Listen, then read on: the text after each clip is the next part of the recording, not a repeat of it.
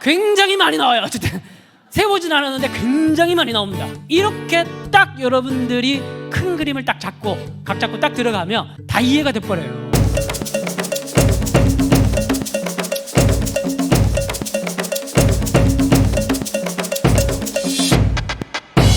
마태복음의 1장 1절을 다 같이 한번 읽어보겠습니다. 시작. 느낌이 딱 오죠? 마태복음은 누구를 대상으로 쓴 책 같습니까? 왜요? 어떤 단어 때문에? 그렇죠. 아브라함을 중요하게 생각하는 사람은 유대인밖에 없어요. 그렇죠? 우리는 아브라함의 자손이다. 그래서 세례 요한이 자기에게 나오는 바리새인들을 보고 아브라함의 자손이라고 막 뻐기지 말라. 돌들로도 아브라함의 자손 만들 수 있는 게 하나님이다. 이렇게 얘기하죠.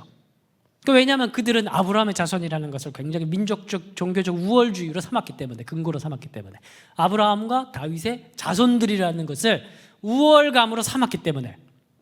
자, 그런데 여기 중요한 건 뭐냐면 아브라함과 다윗의 자손 예수 그리스도라는 말은 구약 전체를 얘기하는 겁니다. 구약의 모든 이야기들, 역사들을, 하나님의 언약들을 다 성취하는 분이 누구시냐면은 예수님이다 라는 걸 강조하고자 하는 게 마태복음의 이야기예요. 그래서 마태복음의 독자는 유대인이 확실하고, 그리고 유대인들은 다 자기네들의 언약의 성취자, 구약 성경의 성취자를 기다리고 있었는데 그 성취자가 예수님이 맞다라는 것을 텍스트로 증명하고자 하는 게 마태복음이라는 거예요. 그래서 마태복음에 계속 반복되는 관용적 표현이 있는데 그게 뭐냐면 예수께서 이 일을 한 것은 무슨 말씀을 성취하려 하려 하심이라. 이게 몇 번 나오는지 한번 세보시고 저에게 카톡을 주십시오. 그럼 제가 자료로 사용하도록 하겠습니다. 굉장히 많이 나와요. 어쨌든 세보진 않았는데 굉장히 많이 나옵니다. 몇십 번 나옵니다. 주석 달듯이 계속 주석을 답니다. 각주를 답니다. 이 일을 한 것은 말만 하면 침만 뱉어도 이 일을 하면 다 각주를 답니다. 그거 왜 그럴까요? 이 독자들이 누구기 때문에? 유대인. 예수님은 뭘 강조하는 거예요? 이 구약의 성취자로 오신 것을 강조했기 때문에. 이렇게 딱 여러분들이 큰 그림을 딱 잡고 각 잡고 딱 들어가면 다 이해가 돼버려요. 그리고 1장부터 4장까지의 예수님의 탄생 이야기 좀 길게 나오잖아요. 마태복음에 헤롯이 아기를 죽이는 이야기 마태복음에 나오는데 그렇게 쭉 얘기가 나오고, 그러다가 예수님의 아까 얘기했죠. 마태복음에서는 기본 골격이 있고 예수님의 뭘 다 집어넣는다? 말씀. 그럼 왜 말씀을 다 집어넣을까요? 유대인이 독자인데. 이것도 한번 생각해 봐야 되죠. 이 비밀이라고 얘기하니까 신천지 같은데, 이 놀라운 비밀이 산상수훈에 나타납니다. 산상수훈. 제일 첫 번째 예수님의 교훈 모음집. 이게 산상수훈이에요. 산상수훈에 보면 제일 먼저 5장 1절에 산이 나와요. 산. 다른 복음서는 이렇게 안 나와요. 마태복음 안에서만 산상수훈에서, 그래서 산상수훈이죠. 그죠? 산이 나오는데 이게 뭐에 대한 모티프냐면 시내산입니다. 시내산의 모티프고, 시내산 보면 원래 모세가 시내산에 올라가서 뭘 받습니까? 말씀을 받잖아요. 십계명 말씀을 받아와가지고 백성들에게 말씀을 가르쳐주고 이렇게 하잖아요. 그죠? 그리고 이제 2절에 출애굽을 했죠. 그렇게 시내산 안에서 언약식을 했죠. 올라가서 말씀을 받아가지고 백성들에게 말씀을 주면서 하나님의 능력을 통해서 구원받은 백성, 그리고 이 백성도 하나님이 왕이시고 백성이 탄생했으니까 나라가 형성되는데, 나라는 당연하게 뭐가 있어야 돼? 국법이 있어야죠. 그래서 율법이 나오는 겁니다. 주어지는 겁니다.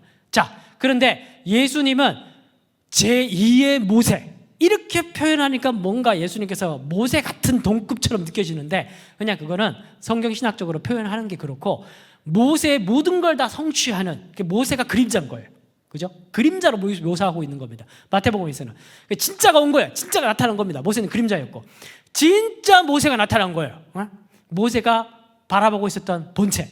예수님께서 오셔가지고 산에 올라가 앉고 제자들이 쭉 나오는데, 예수님께서도 이후에 십자가의 죽으심과 부활하심을 통해서 뭘 이루시는 겁니까? 새 출애굽. 출애굽이 뭐예요? 홍해 바다에 들어갔다가 나오잖아요. 이스라엘 백성들이 원래는 바다에서 죽어야 되는 거예요. 죽음에서 생명으로. 침 엄청 튀네. 이거 노트북 지금 앞에 안 보일 정도로 지금 제 침 때문에 수리해야 되는 거 아닌가 모르겠습니다. 무슨 얘기 하려고 그랬죠? 출애굽. 죽음에서 들어와서 나와야 되잖아요. 예수께서 왜 십자가의 죽음을 통해서 부활하심으로 가는, 그게 왜 그런지 생각을 해야 되는 거예요. 그게 뭐냐면 마태복음 안에서는 새 출애굽입니다. 그래서 예수님은 새 출애굽을 일으키실 분이고, 그리고 이 예수님을 통해서 이제 새 언약, 새 언약이 뭔지 아시죠? 이제 십자가와 부활 사건을 통해서 이제 새 언약을 맺으시죠. 그리고 중요한 건 뭐냐면은 이것뿐만이 아니라 모세를 통해서 뭘 주셨어요? 말씀을 주셨죠. 율법의 말씀을 주셨죠. 예수님을 통해서도 하나님께서 말씀을 주실까 안 주실까요? 주셨다고 얘기를 하는 게 마태복음이에요. 그러니까 마태복음 안에서 예수님의 교훈 모음집, 예수님의 설교 말씀은 진짜 중요한 거예요. 마태복음 안에서는 그거는 해석할 필요도 없어요. 그것 자체로 중요한 거예요. 그래서 산상수훈 말씀에 보면 예수님께서 율법을 다 가지고 오잖아. 너 살인하지 말라고 그랬지? 내가 너에게 명하노라. 형제를 미워하는 자마다 이미 살인한 자냐. 너무 세다 주님. 그리고 또 뭐 여러 가지 그런 말씀하잖아요. 뭐 맹세에 대한 율법, 또 간음에 대한 율법, 여러 가지 많은 거 얘기를 하잖아요. 그래서 예수님은 좀 강조법을 사용해서 그렇지 사실은 그건 그대로 예수님의 권위 있는 새 교훈이에요. 그래서 새 교훈을 말씀하심에 그 유대인들이 놀라더라는 말씀이 계속 반복됩니다. 어디에? 마태복음에 찾아보세요. 제가 지어내는 게 아니고. 왜 그런 얘기를 하는지 아시겠죠 이제? 예? 예수님의 말씀이 뭐라는 거예요 지금?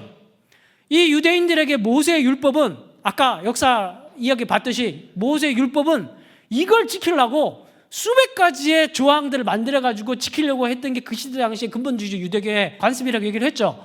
그런데 예수의 말씀은 그것보다 훨씬 더 권위가 있다는 거예요. 그러면서 산상수훈을 얘기해서 5, 6, 7장까지 첫 번째 예수님의 권위 있는 세교훈의 말씀이 끝납니다. 그리고 난 뒤에 뭐라고 얘기를 하냐 하면은 열매로 그들을 알지라라고 하는 말씀을 끝납니다. 그 말씀은 무슨 말이냐 하면은 예수의 이 말씀에 대한 순종을 얘기를 하는 겁니다. 그래서 이 말씀을 듣고 그래서 이 말씀을 듣는 것 자체가 중요한 게 아니라 이 말씀을 하시는 예수님이 바로 구원자이시라는 것을 알아보고 그리고 이 말씀에 순종하는 자는 그 열매가 생기는데 그 열매로 하나님의 백성인지 아닌지 알게 될 것이다. 그런 그 결과적으로 봤을 때 바리새인들은 백성이 아닌 거예요. 왜냐하면 예수님을 알아보지도 못했고 순종하지도 않으니까. 자, 그래서 이런 사람들을 가리켜 예수님을 알아보고 그의 새 교훈의 말씀에 마음을 뺏겨서 그 말씀에 순종한 자들을 가리켜서 복이 있다 라고 얘기를 하는 게 팔복이에요. 이해가 되시죠? 이게 다 그 맥락인 겁니다. 자, 그리고 예수님의 말씀, 마태복음에 나오는 예수님의 말씀에 큰 두 동이로 나눌 수가 있는데 아까 한 가지가 산상수훈이 너무너무 중요한 예수님의 새 교훈이고 시내산 올라가서 그 시내산 모티프를 통해서 예수께서 팍 말씀하신 거니까 산상수훈은 5장부터 7장까지 다 외우세요.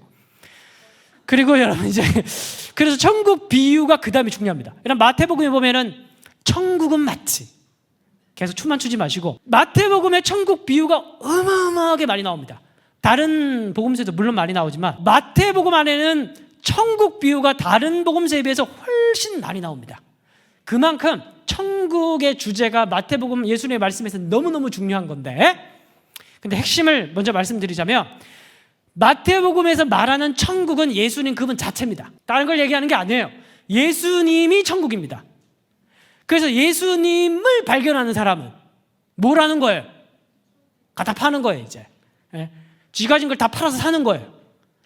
지 가진 걸 갖다 다 팔고 사는 걸 가리켜서 다른 말로 뭐라고 얘기하냐면 예수님을 따른다라고 표현하는 거예요. 그게 마태복음에서 얘기하는 가르침입니다. 그래서 결국 천국 비유가 얘기를 하는 건 뭐냐면 예수님을 발견하는 거예요.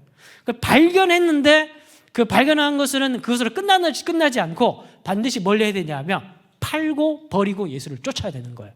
근데 이 행하다, 따르다, 버리다, 쫓다 행동주의적 표현들 이게 이제 사실 유대인들이 기본적으로는 관념적이고 관계적이지 않고 유대인은 굉장히 그 근본적인 그 종교의 토대 자체가 되게 행위주의적 그런 표현들이 많습니다.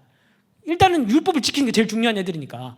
그러니까 이 유대인들 독자들 대상으로 해서 마태가 얘기를 하는 게 뭐냐면 진짜 진정한 행동은 뭐냐면 예수를 발견하고 예수를 발견했다고 한다면은 모든 걸 다 버리고 예수를 쫓는다는 것이다. 그 행동이 제일 중요하다라고 얘기하는 걸 사실 천국 비유의 이야기를 하는 겁니다. 이거 반대로 이걸 알아보지도 못하고 쫓지도 않고 행동하지 않는 애들이 있어요. 누굴까요? 바리새인이. 그래서 마태는 바리새인을 굉장히 싫어합니다. 그래서 따로 특별히 한 장을 마련했어요. 그게 마태복음 23장이에요. 화 있을진저 화 있을진저 화 있을진저가 몇 번이 나오는지 세어보시고 저에게 카톡으로 한번 주십시오. 자료로 좀 쓰게. 엄청나게 많이 나옵니다. 그게 바로 뭐냐면 저주문이에요. 바리새인들에 대한 그 화 있을진저가 장례식 때 표현하는 그 표현이에요. 그래서 망하게 된 바리새인들에 대해서 얘기를 하는데 중요한 거 뭔지 아십니까?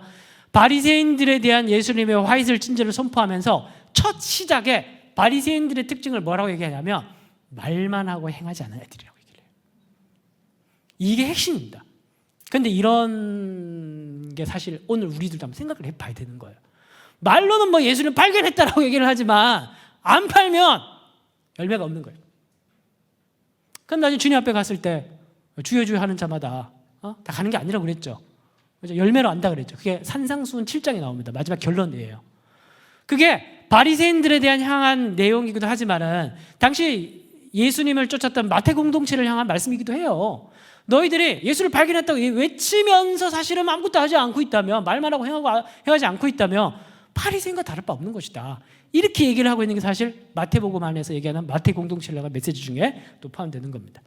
자, 그래서 핵심은 뭐냐? 마태복음 핵심은 예수님이 이 모든 것을 성취한 분이시라는 사실을 믿는가? 되게 원초적 질문이에요. 믿음에 대한. 예수님이 이 모든 것, 이때까지 하나님께서 수천 년 기간 동안에 예언하셨고 약속하셨던 그 모든 말씀을 예수님 한 분의 깔때기처럼 모아져가지고 빵! 다 성취하신 그분은, 그런 걸 내가 믿느냐? 이제 그 원초적 질문을 사실 마태가 던지는 거예요. 그리고 이제 그렇다면 이 믿음은 나의 삶에 어떤 방식으로 드러나야 하는가? 그게 바로 뭐냐 하면 산상수훈의 결론이듯이 열매로 한다는 거예요. 반대되는 예가 바로 바리새인들이고 말만 하고 행하지 않는 자들. 그래서 사실 이제 이렇게 복음서를 읽어보면 참 이제 우리 자화상을 좀 많이 보게 됩니다. 가만 보면은 이 1세기 유대 분파, 내기 분파가 한국교회 다 있는 것 같아요. 목사님들은 잘못하면 이제 사주개파가 되기 쉽고, 좀 등 따시고 배부르고, 좀 이제 그랜저 끌고 막 이러면은 이제, 어느샌가 사주개파가 돼 있는 거예요. 그죠? 교회 좀 키우면은 다 자식들한테 물려주려고, 그 난리를 치고, 그가서 누구 이제 뭐라고 하면 이제 다 교차 세습하고, 친구 아들 데리고 와서 시키고, 자기 아들 그쪽 보내고, 욕먹으니까. 이게 이제 사주개파예요, 사주개파. 사주개파가 몰리는 게 아니고, 사주개파지 뭐가 사주개파겠어요. 그리고 바리새인은 또 어디 또 몰리는 게 아닐 수 있다는 거예요. 바리새파의 기준이 뭐라고요? 말만 하고 행하지 않는 애들 앉아가지고 이렇게 해야 됩니다. 저 사주개파 쓰레기들 뭐 이렇게 이제 막 고함 지르고 막 구호해주고 해놓고 막상 들어가면 똑같아요. 네가 예수를 위해서 버린 게 뭐가 있냐? 그 질문을 할 수도 있다는 거예요. 이 마태복음 복음서를 읽으면서 그렇게 할 수 있다라는 거예요. 그 야고보가 얘기했듯이 행함 없는 믿음은 죽은 믿음이다. 행함 없는 믿음은 죽음이다. 그거는 행함을 강조하는 게 아니라 믿음을 강조하는 거예요. 그럼 진짜 믿음 뭐냐? 앉아가지고 이게 사실 어떻게 보면 착각입니다. 왜냐하면 틀렸다는 걸 외칠 때, 뭔가 틀렸다고 지적하고 틀렸다고 외칠 때 그 보상받고 싶어하는 그 쾌감 물질이 나온다고 합니다. 그 여러분 주변에 보면은 유독 다른 사람 틀린 거 지적질 많이 하는 사람들 있죠. 옆 돌아보지 마시고. 근데 여러분 특히 크리스천들이 그런 사람들이 자기도 모르게 교육된 상태로 그런 사람들이 많은 것 같습니다. 막 이것도 틀렸고 저것도 틀렸고 다 틀렸고 그렇게 얘기하면 쾌감이 느껴져요. 신경전달 물질이 쾌감을 느끼는 신경전달 물질이 막 나와서 얘기하면 지는 잘났다고 생각을 하게 되는 것 같아요. 그래서 주님 앞에 갔을 때 저는 그렇게 외치고 다녔습니다. 착하다 충성된 종아 이렇게 얘기하실까요? 너의 열매는 뭔데? 틀렸다고 얘기를 했으면 네가 뭐라도 했을 거 아니냐? 내가 너에게 5달란트를 맡겼는데 그거는 틀렸다라고 외치라고 맡긴 달란트가 아니다. 열심히 장사해서 더 불리라고 내가 준 달란트인데 저 사람 틀렸고 A 틀렸고 B 틀렸고 C 틀렸는데 그래서 넌 뭐가 다른데? 그게 사실은 마태복음이 주는 도전일 수 있다는 거예요.